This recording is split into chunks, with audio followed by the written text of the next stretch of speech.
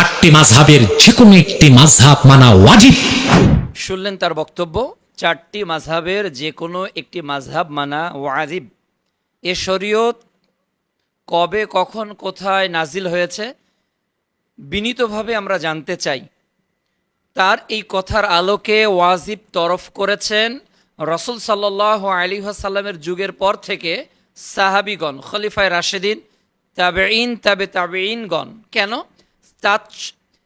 কেননা 400 হিজরির আগে নিজেকে কেউ কোনো একটি মাযহাবের বলে পরিচয় দিয়েছে, এটা ইতিহাসে প্রমাণ করা যাবে না।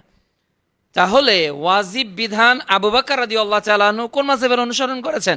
রাসূল সাল্লাল্লাহু আলাইহি ওয়াসাল্লামের মৃত্যুর পর আবু বকর রাদিয়াল্লাহু তাআলার মৃত্যুর পর ওমর রাদিয়াল্লাহু তাআলা আনহু কোন মাযহাবের অনুসরণ করেছেন? ওমর রাদিয়াল্লাহু তাআলার মৃত্যুর পর ওসমান রাদিয়াল্লাহু তাআলা আনহু কোন মাযহাবের অনুসরণ করেছেন? ওসমান রাদিয়াল্লাহু তাআলার মৃত্যুর পর আলী রাদিয়াল্লাহু তাআলা আনহু কোন মাযহাবের অনুসরণ করেছেন?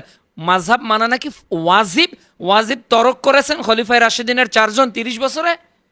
এরপর রাসূল সাল্লাল্লাহু আলাইহি ওয়াসাল্লামের বড় বড় সাহাবীগণ তারা ওয়াজিব তরক করেছেন। আর বাংলাদেশের মানুষদেরকে মাযহাব মানায় ওয়াজিব এটা শেখানো হচ্ছে। এটা কি কোরআন সুন্নাহর বিপরীত কথা হচ্ছে না? আল্লাহ রাব্বুল আলামিন এই জাতীয় ধোঁকা থেকে আমাদেরকে বেরিয়ে আসার তৌফিক দান করুন। বরং ওয়াজিব হলো কোরআন ও সুন্নাহ মানা। রাসূল সাল্লাল্লাহু আলাইহি ওয়াসাল্লাম বলেছেন, তারাকতু ফিকুম আমরাইন, আমি তোমাদের মাঝে দুইটি জিনিস রেখে যাচ্ছি, লাং তাদিল্লু মা তামাসসাকতুম বিহিমা, তোমরা ততদিন পথভ্রষ্ট হবে না যতদিন এই দুইটি জিনিসকে আঁকড়ে ধরে থাকবে। তাহলে আমাদের জন্য ওয়াজিব হলো কোরআন সুন্নাহকে আঁকড়ে ধরে থাকা, সার মাযহাবকে নয়। আল্লাহ বোঝার তৌফিক দান করুন।